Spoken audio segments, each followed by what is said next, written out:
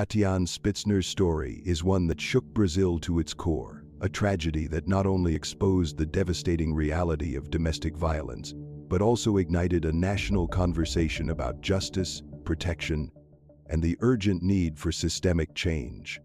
On the 22nd of July 2018, the 29-year-old lawyer from Guarapuava, Paraná, lost her life in what would become one of the most high-profile femicide cases in the country. What began as an ordinary night quickly unraveled into a horrifying sequence of events that revealed a pattern of abuse long hidden behind closed doors.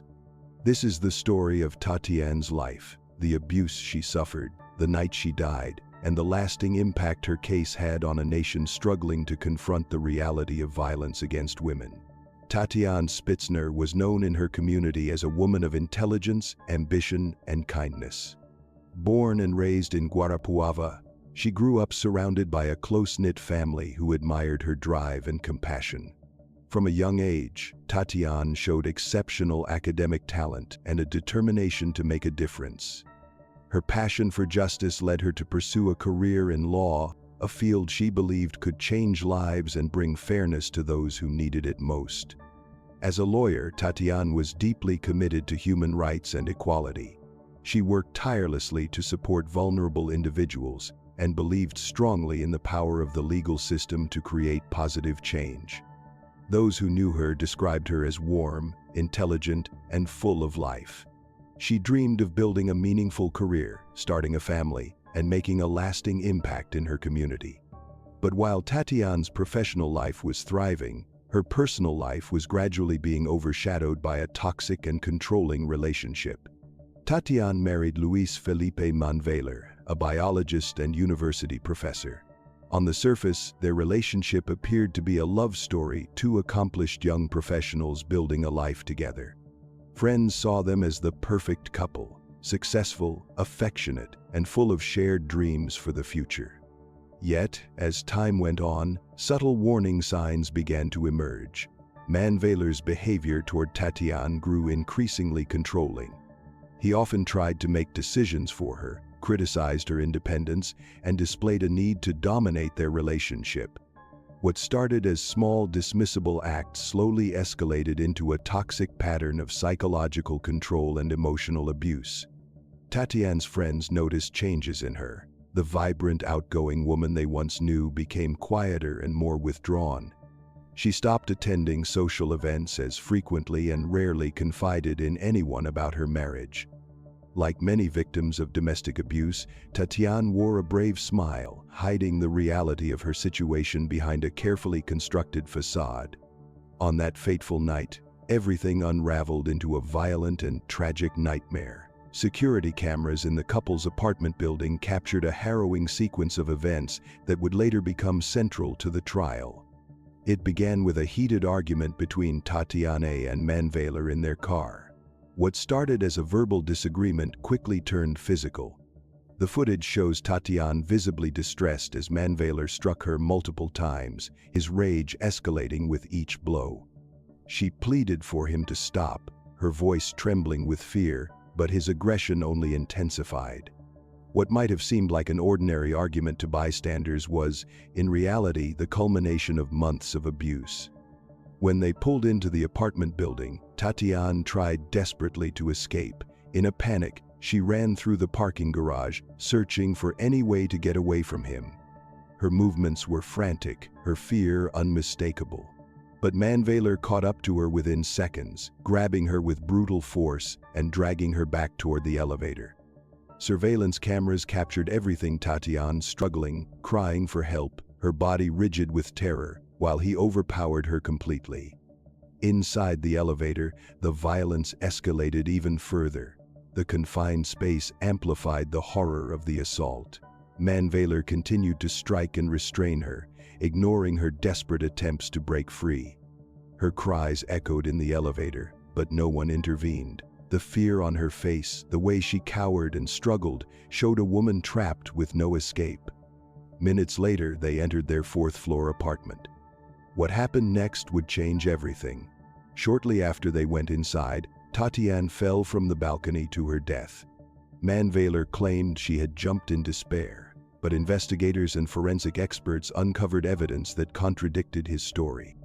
Her injuries were consistent with a violent push, not a voluntary fall. Surveillance footage then showed Manvailer rushing back to the elevator in a panic, not to seek help, but to wipe blood from the walls and floor, erasing traces of the violence that had just occurred.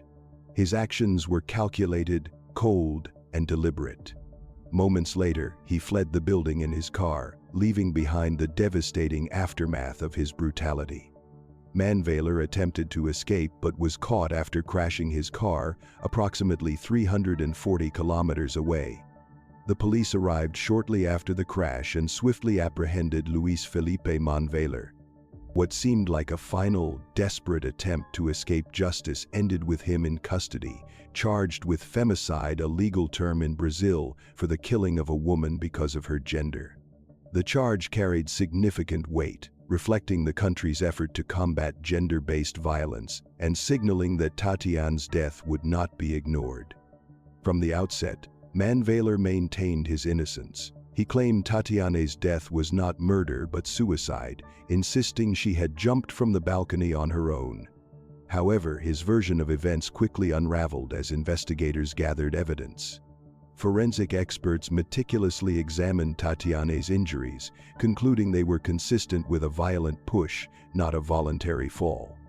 The physical evidence alone cast serious doubt on his claims. More damning still was the security footage from the apartment building. It documented not only the final violent assault, but also a disturbing pattern of controlling and abusive behavior leading up to that night. Manvailer's actions were aggressive, erratic, and calculated, completely at odds with his claims of innocence. Witnesses, including neighbors and people close to the couple, testified about signs of a toxic, abusive relationship, corroborating the prosecution's case. Behavioral analysts described his conduct as typical of an abuser, possessive, controlling, and increasingly violent. As the evidence mounted, it became nearly impossible to argue that Tatianne's death was an accident. His story fell apart under the weight of forensic findings, surveillance recordings, and witness testimonies. What he tried to portray as a tragedy born of despair was exposed as a brutal act of violence. The case was no longer about conflicting stories, it was about undeniable facts. The legal proceedings against Manvailer began in 2021, nearly 3 years after Tatianne's death. The courtroom was packed with journalists, activists, and supporters. After deliberation, the jury found Manvailer guilty of femicide, assault, and procedural fraud for trying to tamper with evidence. He was sentenced to 31 years, 9 months, and 18 days in prison. Tatianne's death sparked widespread outrage across Brazil. The release of the security footage shocked the public, exposing the brutality she endured in her final moments. Her story resonated deeply with many Brazilians, particularly women who saw in Tatianne's tragedy a reflection of their own experiences with abuse and fear. Brazil has one of the highest rates of femicide in the world. Despite the existence of the Maria da Penha law, a legal framework created to protect women from domestic violence, systemic failures often leave victims unprotected. Shelters are underfunded, police response can be slow or dismissive, and cultural attitudes sometimes blame victims rather than hold perpetrators accountable. Tatianne's case became a rallying cry. Protests and vigils were held across the country. Women's rights organizations demanded stricter enforcement of domestic violence laws and better protection for victims. Her name became synonymous with the fight against femicide in Brazil. In a country where femicide cases often go unpunished, the conviction of Luiz Felipe Manvailer sent a powerful message: abuse and gender-based violence would not be ignored. For many, it symbolized a rare moment where justice was swift and decisive, offering a glimmer of hope to countless survivors and reinforcing the urgent need to protect women and hold abusers accountable.